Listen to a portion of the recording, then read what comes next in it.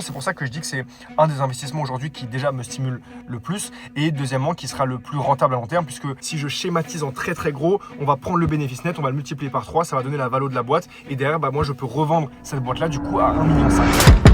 L'équipe, j'espère que vous allez bien. 31 janvier 2026, comme vous pouvez le voir juste ici. Ça y est, on est arrivé à l'épisode 31 les gars, enfin. Et pour cet épisode spécial, je voulais revenir avec vous sur mes investissements. Dans quoi j'investis mon argent à 26 ans, sachant que comme je vous le disais dans l'épisode 1 les gars, je n'ai jamais reçu d'éducation financière à ce niveau-là. Donc j'ai tout appris sur le tas et si je peux vous faire gagner du temps, c'est avec grand plaisir. Cette fois, on va pas partir sur des grands débats philosophiques sur les conséquences de la financiarisation de l'économie, etc. J'ai vraiment envie de faire une vidéo chill pour revenir avec vous globalement sur tous les investissements et ça vous donnera un peu un ordre d'idée de ce que vous pouvez faire et ne pas faire et surtout ça vous fera gagner un temps monstrueux. Bon, on va faire ça vraiment en one shot d'une traite. J'espère ne pas avoir à faire de montage sur cette vidéo les gars, j'ai trop de taf. Pour ceux qui me découvrent, je vous refais le point globalement. Aujourd'hui du coup, j'ai un groupe avec plusieurs sociétés à l'intérieur. Je suis du coup en CDI, c'est une information très importante à prendre en compte pour que vous puissiez comprendre par la suite les investissements immobiliers, etc. comment ça fonctionne. À côté de ça, je me verse des dividendes chaque année qui proviennent de mes différentes sociétés. Donc j'ai ma holding, j'ai tous les bénéfices des boîtes qui remontent vers la holding et vu que je suis actionnaire majoritaire de la holding, je vote du coup l'attribution, la répartition de ces bénéfices et en l'occurrence, je peux faire le choix de me verser des dividendes, de verser du coup des dividendes à l'ensemble des actionnaires, y compris à moi. Et du coup, cet argent arrive directement sur mon compte. Il est imposé à hauteur de 30% avec la flat tax. Et ensuite, je repaye des impôts sur ça, donc en revenu perso, donc avec le barème classique. Et derrière, après, j'ai le net qui reste sur mon compte. Qu'est-ce que je fais de cet argent qui reste sur mon compte? La première chose, c'est qu'il faut savoir qu'il y a les investissements récurrents et les investissements one shot. Quand je dis investissement récurrent, c'est avoir une certaine discipline sur de quelle manière vous investissez votre argent et à quelle fréquence. Il faut savoir que chaque semaine, déjà, j'investis 20 € sur l'or et 20 € dans des actions. Donc ça me fait déjà 160 € par mois qui partent dans ces investissements sur lesquels je mise vraiment, c'est le degré zéro. Je veux partir du plus petit au plus gros investissement. Le plus petit investissement, c'est vraiment ça, c'est que chaque semaine, je mets 40 € du coup dans de l'or et des actions. L'or, pourquoi? Parce que c'est une valeur sûre. J'ai mis très longtemps à me dire que j'allais investir dans l'or parce que, comme je vous l'ai déjà expliqué, l'investissement en bourse et dans des actifs immatériels, c'est pas quelque chose qui me fait triper. En vrai, j'y prends aucun plaisir. Je le fais parce que c'est recommandé de le faire, mais globalement, c'est pas quelque chose qui me stimule parce que j'ai l'impression que c'est gagner de l'argent sans rien faire. Vous me direz, c'est le principe d'un investissement, mais je suis pas du tout dans cette optique. J'ai encore un peu de mal avec ça. J'ai toujours appris à gagner de l'argent à travers mon travail. Ensuite, degré 2, qui est tout autant insatisfaisant, entre guillemets, c'est tout ce qui est assurance vie. Donc aujourd'hui, j'ai une assurance vie que j'alimente chaque mois et que je pourrais débloquer, arriver à un certain stade. Le mieux étant d'attendre le moment où vous ne serez pas imposé parce que quand vous avez des assurances vie, si vous attendez un certain temps, alors je pense que ça varie selon les assurances vie. J'ai pas envie de vous dire une bêtise, mais moi, je pense que c'est 10 ans. De toute façon, c'est souvent entre 5 et 10 ans. Je sais que pour les plans d'épargne entreprise, les PEE, c'est souvent 5 ans. Donc, vous mettez de l'argent, par exemple, en 2020 et à partir de 2025, vous pouvez retirer cet argent ainsi que les bénéfices sans être taxé ou en étant taxé à une hauteur beaucoup plus faible que si vous l'aviez retiré avant. Donc, c'est à peu près le même principe pour les assurances vie. Et donc, je mets de l'argent chaque mois pour cette assurance vie. Et il y a plusieurs types d'assurance vie. Pareil, j'ai pas envie de vous dire une bêtise parce que je sais que déjà, vous avez les assurances décès. Donc, ça, c'est ce qui protège votre famille. Ça, je l'ai pas souscrit, mais j'aimerais bien souscrire. C'est en gros, si moi, demain, je meurs pour X ou Y raison, mes parents pourront toucher de l'argent suite à ce décès. Donc, c'est les bénéficiaires effectifs de l'assurance qui vont pouvoir toucher l'argent. Globalement, vous pouvez mettre à peu près qui vous voulez, votre conjoint, votre soeur, votre frère, vos parents, vos grands-parents, peu importe. Et quand vous décédez pour une des raisons couvertes dans le contrat, vos proches vont directement percevoir une somme. Il y a bien évidemment une kyrielle d'exclusion de garantie, notamment le suicide. Donc, en cas de suicide, l'assurance automatiquement va refuser tout simplement de verser la rente parce qu'il n'y a plus d'aléa et l'assurance est basée sur un aléa. Mais voilà, j'ai pas envie de vous faire un cours de droit des assurances, c'est super intéressant, mais on n'est pas là pour ça. Là, on rentre un peu plus dans le vif du sujet, puisque après, je vais avoir mes différents business. Et croyez-moi, c'est un des investissements les plus intéressants et les plus rentables à long terme. Pourquoi? Parce qu'on en a parlé dans la vidéo d'il y a 2 ou 3 jours. Quand je suis passé du statut de freelance à chef d'entreprise, en fait, j'ai compris que certes, j'allais gagner moins d'argent sur mon compte, mais globalement, ce que j'allais construire, c'est une vraie entreprise. Et donc, cette entreprise, c'est un actif. Parce que moi, détenant les parts de cette société, le jour où j'ai envie d'arrêter, je peux revendre cette société, trouver un acheteur et du coup le vendre sur une base de valorisation. Il y a plein de critères qui vous permettent de valoriser une boîte. Et donc, globalement, on va se baser sur ces critères-là. On va dire que cette boîte-là, si elle fait 500 000 € par an de bénéfices nets, vous allez multiplier par 3 en fonction du secteur, des barrières à l'entrée, de l'image de la marque, de la récurrence, est-ce qu'il y a une dépendance au fondateur ou non, etc., etc. Et donc, globalement, si je schématise en très très gros, on va prendre le bénéfice net, on va le multiplier par 3, ça va donner la valeur de la boîte. Et derrière, moi, je peux revendre cette boîte-là du coup à 1,5 million.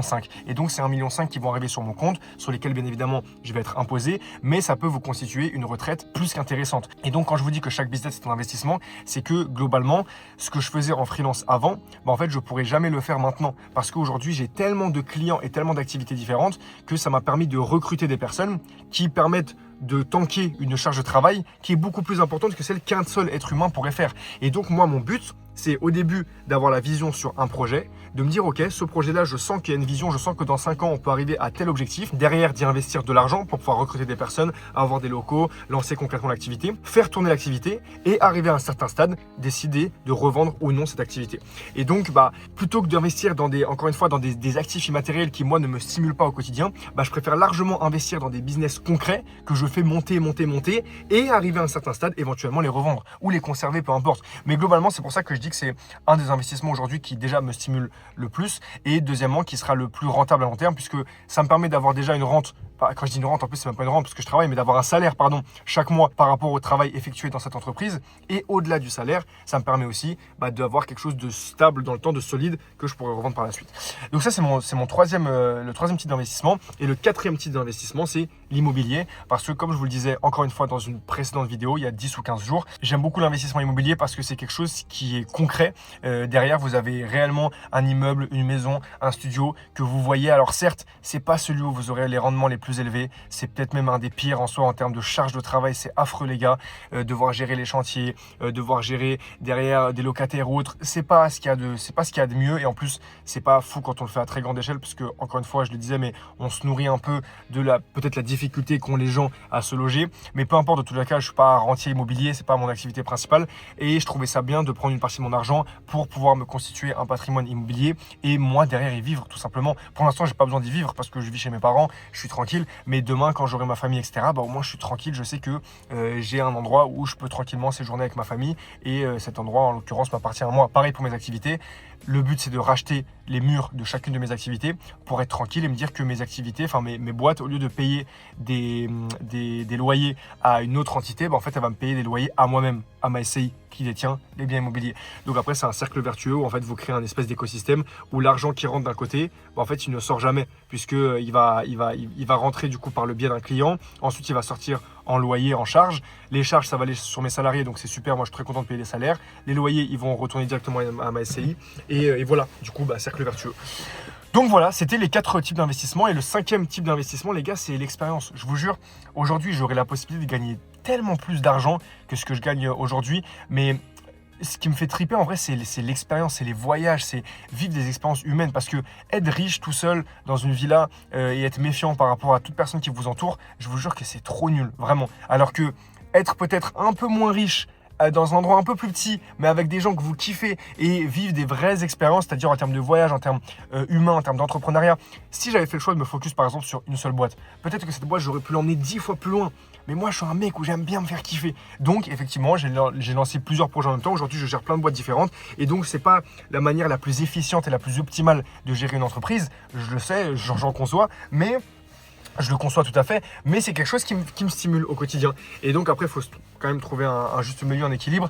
Mais voilà, globalement, je dépense beaucoup d'argent dans les voyages, je dépense beaucoup d'argent dans des risques que je prends qui parfois sont pas fructueux. Il y en a plein, il y a plein de boîtes, plein de projets qui n'ont jamais vu le jour ou qui ont échoué. Et en vrai, c'est pas grave parce que c'est de l'expérience. Et derrière, c'est ça qui fait qu'aujourd'hui, ça se trouve qu'il y a un projet qui a marché grâce à un échec que j'ai eu avant. Et en vrai, c'est comme ça, c'est le jeu. J'ai pas peur de prendre des risques, d'investir, de brûler de l'argent sur des voyages ou autres parce que, encore une fois, on vit pour ça, on vit pour l'expérience. Et moi, je vais avoir plein de choses à raconter plus tard. Donc, pour avoir des choses à raconter, il faut tenter. Les choses, elles viennent pas directement de sa chambre. Il faut sortir, il faut prendre les risques. Et en vrai, c'est ça qui me fait kiffer. Donc voilà, les gars. Merci à tous pour la force, encore une fois, que vous me donnez depuis le début de ce défi. On est qu'au 31e jour. L'idée, c'est d'aller très loin. Il est déjà 19h03, les gars. Donc, je pense que je tourne depuis un peu plus de 20 minutes. Je vais essayer de séquencer ça pour rendre la vidéo la plus attractive possible. Malheureusement, il n'y aura pas d'illustration. J'espère que j'ai été assez convaincant. En plus, je tourne ça dans la voiture. Mais vous m'avez dit que vous aimez bien les vidéos un peu comme ça, posées sans trop de montage, etc. en mode naturel. Donc, je vous écoute, je vous suis. Pour ceux qui sont arrivés jusqu'au bout, mettez-moi voiture en commentaire pour le décor. Je ne sais pas comment vous allez réussir à caser ça dans une phrase, mais je compte sur vous. Et on se retrouve demain, du coup, pour le 1er février, les gars. C'est carré, on commence enfin un nouveau mois. En plus, j'avais dit que je ne savais pas si j'allais continuer sur le rythme d'une vidéo par jour ou pas. Mais je pense que je vais continuer encore. Ça reste à déterminer en fonction de est-ce que c'est intéressant pour vous ou pas, est-ce qu'il y a les sujets et tout, mais moi ça me fait kiffer, donc let's go. Bisous l'équipe, on s'attrape. Jour 4 l'équipe, on est parti, début du séminaire, on est en direct de la villa, les gars, on est bien arrivé à Agadir. Toute l'équipe est au complet. C'est parti les gars. Tranquillement.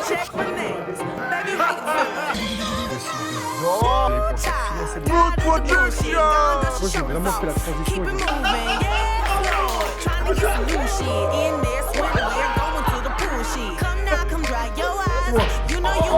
C'est magnifique.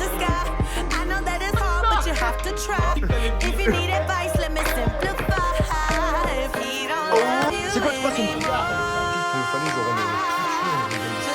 D'habitude, je suis en train de travailler à ce temps-ci. Pourquoi il en ordi, pourquoi il est en pétard?